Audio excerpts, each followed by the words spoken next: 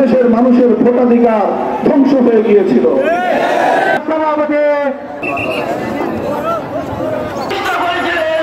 প্রতিটি হত্যাকাণ্ডের বিচার সহজভাবে বাংলায় হতে হবে।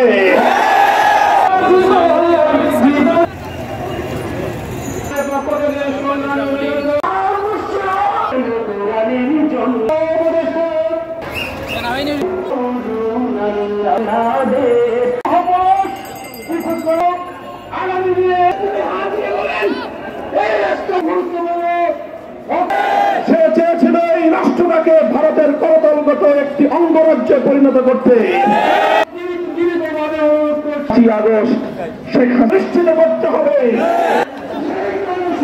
শেখ হাসিনার সাথে ভারতীয় আধিপত্যবাদকে বাংলাদেশ থেকে বঙ্গোপসাগরে ভাসিয়ে দেওয়া হয়েছে। বাংলাদেশ আর কোনদিন ভারতের সেবাদাসে পরিণত হবে না।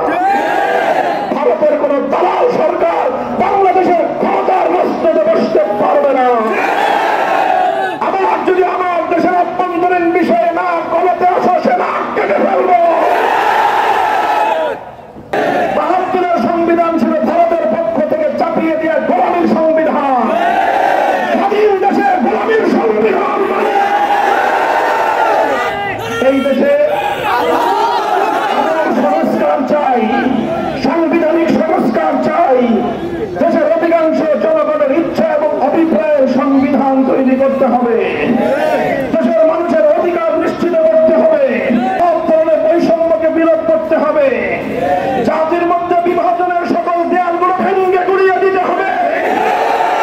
আমরা বাংলাদেশের মানুষ, রাজনৈতিক মতপার্থক্য থাকতে পারে, বিভিন্ন ধর্মাবলম্বী আমরা হতে পারি, কিন্তু আমরা গোটা বাংলাদেশের মানুষ দেশের প্রাণের ক্ষেত্রে এক এবং অভিন্ন। দেশটাকে আমাদের করতে হবে। সকল রাজনৈতিক দলকে আমরা আহ্বান জানাই, রাজনৈতিক দলীয় ভেদাভেদের ঊর্ধ্বে উঠে দেশ প্রেমকে ধারণ করে বাংলাদেশকে নতুন ভাবে বিনির্মাণ করতে হবে। তাড়াহুড়ার প্রয়োজন নেই।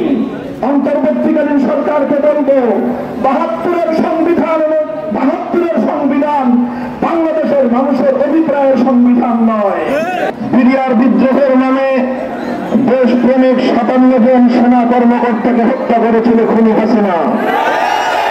2013 সালে শাপলা চত্বরে রাতের আধারে লাইট এবং আলো নিভিয়ে দিয়ে শত শত আলেম ওলামা নবীপ্রেমিক তৌহিদি জনতার উপর নির্বিচারে গুলি চালিয়েছিল শেখ হাসিনা। হত্যা করেছিল আমার নবীপ্রেমিক হেফাজতে ইসলাম বাংলাদেশের অসংখ্য নেতা কর্মীকে। বিশ্বনন্দিত মুফাসসিরে কোরআন দেলোয়ার হোসেন সাঈদী রাহিমাহুল্লাহর বিরুদ্ধে সাজানো মিথ্যা মামলা মৃত্যুদণ্ড ঘোষণা করার পর কোরআন প্রেমিক জনতা তারা বাদ ভাঙ্গা প্রতিবাদে ফেটে পড়েছিল। আর সেই প্রতিবাদী জনতার উপর নির্বিচারে গুলি চালিয়ে প্রায় শতাধিক প্রাণকে হত্যা করেছিল। এরপর 2014, 15, 16 সালে একতরফা নির্বাচনের নাটক করতে গিয়ে দেশব্যাপী বিরোধী অনেক নেতা কর্মীদেরকে খুন করেছে, হত্যা করে একটি গুম এবং খুনের রাজত্ব প্রতিষ্ঠিত করেছিল খুনি শেখ হাসিনা। 2021 সালে যখন এই বাংলাদেশের স্বাধীনতার সুবর্ণ জয়ন্তী উদযাপনের সময় এসেছিল, সেই অনুষ্ঠানে বিশ্বদের কসাই, বিশ্ব মুসলমানদের দুশ্মন, মুসলমানদের রক্তে রঞ্জিত এই নরেন্দ্র কসাই নদীকে বাংলাদেশে এনে তার খুনি হাসিনা দেশবাসীর বিরুদ্ধে যুদ্ধ ঘোষণা করেছিল। নরেন্দ্র মোদীর আগমনের শান্তিপূর্ণ প্রতিবাদে উস্কানি দিয়ে হাটহাজারী থেকে ব্রাহ্মণবাড়িয়া পর্যন্ত 25-26 জন হেফাজতের আলেম ওলামা মাদ্রাসার ছাত্রদেরকে নির্বিচারে গুলি করে হত্যা করেছিল। এরপরে 2024 সালে জুলাই থেকে আগস্ট পর্যন্ত 1000-এর বেশি দামাল সন্তান স্কুল, কলেজ, ইউনিভার্সিটি, মাদ্রাসা সহ ছাত্র জনতা, এমনকি 3 বছরের শিশু থেকে বৃদ্ধ নারী পুরুষ পর্যন্ত কেউ শেখ হাসিনা হাসিনার এই খুনি বাহিনীর হাত থেকে রেহাই পায়নি। বাংলাদেশের প্রশাসনকে, পুলিশকে দলীয়করণ করে, যেটা প্রজাতন্ত্রের পুলিশ ছিল, তাদেরকে শেখ হাসিনা তার নিজের ফ্যাসিবাদের কাজে ব্যবহার করেছে। হেলমেট লীগ, হাতুড়ি লীগ নামে ছাত্রলীগ এবং যুবলীগের সন্ত্রাসী মস্তানদেরকে আমার ছাত্রদের বিরুদ্ধে বেরিয়ে দিয়েছিল। সারা বাংলাদেশের শহরে নগরে গুলি করে করে টার্গেটকৃত কিলিংয়ের মাধ্যমে গোটা বাংলাদেশকে একটা কসাইখানায় মৃত্যুপরিতে পরিণত করেছিল। অসংখ্য ত্যাগ, কোরবানি, অনেক মায়ের চোখের অশ্রু, অনেক বাবার বুকে আর্তনাদ, অনেক সন্তানের বুক ফাটা আত্মচিৎকার শেষ পর্যন্ত আল্লাহ পাকের আরশ পর্যন্ত পৌঁছে গেছে। আমার আল্লাহ শেখ হাসিনা নামক এই ফেরাউনকে এমন ভাবে পতন ঘটিয়েছেন, বাংলাদেশের ইতিহাস নয়, বিশ্ব ইতিহাসের আগামী দিনের সকল স্বৈরাচারী ফ্যাসিবাদীদের জন্য একটি শিক্ষণীয় দৃষ্টান্ত হয়ে থাকবে। আমরা স্পষ্ট ভাষায় বলতে চাই, এই সকল নিরপরাধ মানুষদেরকে হত্যা করার কারণে প্রতিটি হত্যাকাণ্ডের বিচার সহজভাবে বাংলায় হতে হবে। খুনি শেখ হাসিনা সহ তার সন্ত্রাসী মন্ত্রী পরিষদ এবং প্রশাসনের জনগণের টাকায় লালিত খুনি কর্মকর্তাদের কাউকে ক্ষমা করার সুযোগ না। এই সকল অত্যাচারী রাষ্ট্রীয় অর্থলালিত দেশের রাষ্ট্রীয় ক্ষমতা কুক্ষিগত করে দেশ এবং জাতির বিরুদ্ধে যারা যুদ্ধ পরিচালনা করেছে, তাদেরকে যদি ক্ষমা করে দেওয়া হয়, আগামী দিনে স্বৈরতন্ত্র ফ্যাসিবাদ এর পথ বন্ধ করা যাবে না। হাসিনা মনে করছে ভারতে নরেন্দ্র মোদীর কোলে আশ্রয় নিয়ে নিরাপদে থাকতে পারবে। আমরা বলতে চাই, অন্তর্বর্তীকালীন সরকারকে বলতে চাই, রাষ্ট্রীয়ভাবে উদ্যোগ গ্রহণ করুন, শাপলা চত্বরের গণহত্যার জন্য বিচারের উদ্যোগ নিন। 57 জন সেনা কর্মকর্তাকে হত্যার কারণে আমরা সেই মার্শাল আইনে, আমরা সশস্ত্র বাহিনীর আইন অনুযায়ী শেখ হাসিনার বিচার চাই। 2021 সাল এবং 2000 এই গণহত্যার জন্য ট্রাইব্যুনাল গঠন করে অতি দ্রুত খুনি হাসিনা এবং তার রেসপন্সের সম্মুখীন করতে হবে। সেই বিচারের জন্য যেই তৎপরতা, যেই প্রক্রিয়া অবলম্বন করতে হয়, অন্তর্বর্তীকালীন সরকারকে বলব, আপনারা সেই প্রক্রিয়া গ্রহণ করুন। এদেশের জনগণ আপনাদের শক্তি, আল্লাহ রহমত আপনাদের সাথে থাকবে, কিন্তু কোন বাহানায়, কোন ছুতায়, কোন খুনিকে যদি পার করে দেওয়ার চেষ্টা করা হয়, বাংলাদেশের মানুষ সেটা মানবে না, সেটা মানবে না। সংগ্রামী সাথী ও বন্ধুগণ, শেখ হাসিনা বাংলাদেশে 50 বছরের রাজনীতি করেছে। 1975 সালে ডাকসালী শেখ মুজিবুর রহমানকে যখন অভ্যুত্থানের মাধ্যমে পতন ঘটানো হয়েছিল, সেখানে 15ই আগস্ট কিছু নিরপরাধ নিরীহ নারী শিশু হত্যাকাণ্ডের শিকার হয়েছে। সেই হত্যাকাণ্ডের জন্য আমরা আজও সমবেদনা প্রকাশ করি।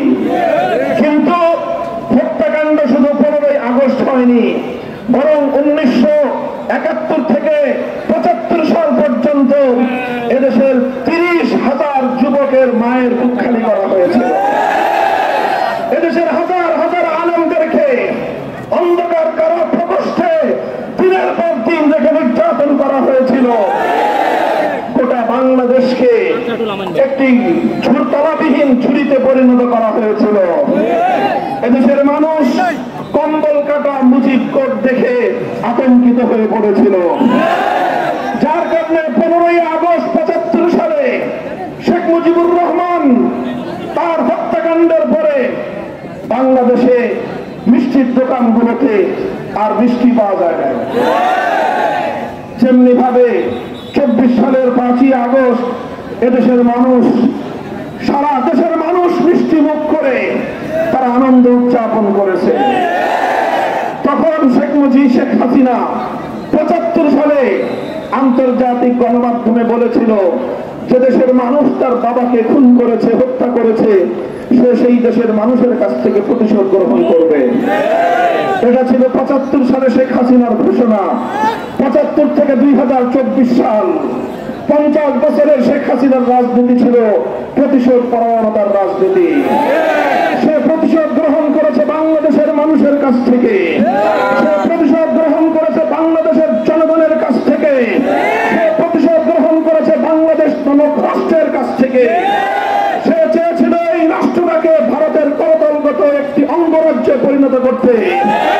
সে বাংলাদেশের 18 কোটি মানুষকে নরেন্দ্র মোদীর গোলাম এবং সেবাদাসে পরিণত করার প্রয়াস চালিয়েছে। এজন্য একদিকে অসম চুক্তিগুলো করে বাংলাদেশকে ভারতের হাতে তুলে দেওয়ার চেষ্টা করেছে, আরেকদিকে লক্ষ লক্ষ কোটি টাকা পাচার করে বাংলাদেশের মানুষের হাতের অধিকার কেড়ে নিয়েছে। 15 বছর পর্যন্ত ভারত সরকারের সম্পূর্ণ অগণতান্ত্রিক, স্বৈরতান্ত্রিক, কূটনৈতিক শিষ্টাচার বর্জিত একতরফা শেখ হাসিনাকে প্রশ্রয় দেওয়ার কারণে এদেশের মানুষের ভোটাধিকার ধ্বংস হয়ে গিয়েছিল। আজ শেখ হাসিনার রাজনীতি এইভাবেই আমরা দেখেছি। 50 বছরের শেখ হাসিনার রাজনীতির মূল বৈশিষ্ট্য ছিল প্রতিশোধের রাজনীতি, আর ছিল বিভাজনের রাজনীতি। দেশের মানুষকে বিভক্ত করে ডিভাইড এন্ড রুল, সেই ব্রিটিশ পলিসি অবলম্বন করে বাংলাদেশের মানুষকে দেশের মানুষের সাথে যুদ্ধ বাঁধিয়ে দেশকে দুর্বল করে দিয়ে শেখ হাসিনা তার স্বৈরতান্ত্রিক শাসন ব্যবস্থা চালিয়ে গিয়েছিল। এরপর 2024 সালে এসে তার সকল ষড়যন্ত্র নস্যাৎ হয়েছে, তার প্রতিশোধের রাজনীতি বুমেরাং হয়ে দাঁড়িয়েছে। সেই বিভাজন করেছিল বাংলাদেশের মানুষের মধ্যে, দেশের মানুষ সকল বিভাজন ভুলে গিয়ে এক কাতারে এসে দাঁড়িয়েছিল। স্কুল, কলেজ, ইউনিভার্সিটি থেকে নিয়ে শুরু করে মাদ্রাসা পর্যন্ত সকল ভেদাভেদ ভুলে গিয়ে, হিন্দু, মুসলিম, বৌদ্ধ, খ্রিস্টান ভেদাভেদ ভুলে গিয়ে এক কাতারে টেকনাফ থেকে তেতুলিয়ায় ফ্যাসিবাদ বিরোধী তারা মানব ধর্ম তৈরি করেছিল। যার কারণে 5ই আগস্ট শেখ হাসিনা 12 আইটেমের বুফে দুপুরে, আল্লাহ পাক তার কপালে দুপুরের খানা বাংলাদেশের মাটিতে রাখেন না, লাঞ্চ করতে হয়েছে নরেন্দ্র মোদীর কাছে গিয়ে। গেছেন ভালো কথা, বাংলাদেশের আপদ দূর হয়েছে, কিন্তু এখন ভারতে বসে বাংলাদেশের স্বাধীনতার বিরুদ্ধে, এদেশের জাতিসত্তার বিরুদ্ধে ষড়যন্ত্র করছে। ভারতকে আমরা স্পষ্ট পয়গাম শুনিয়ে দিতে চাই, 15 বছর ধরে তোমরা বাংলাদেশের মানুষের অধিকার নিয়ে ছিনিমিনি খেলেছ।